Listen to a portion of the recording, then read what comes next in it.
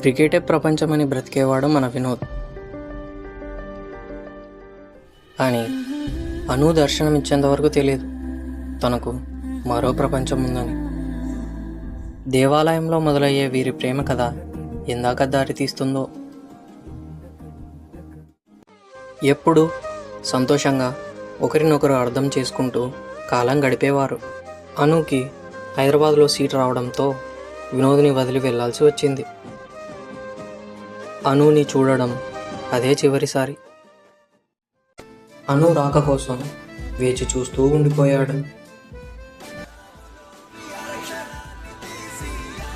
ప్రేమ మనిషిని ఎంత దూరమైనా తీసుకువెళ్తుంది.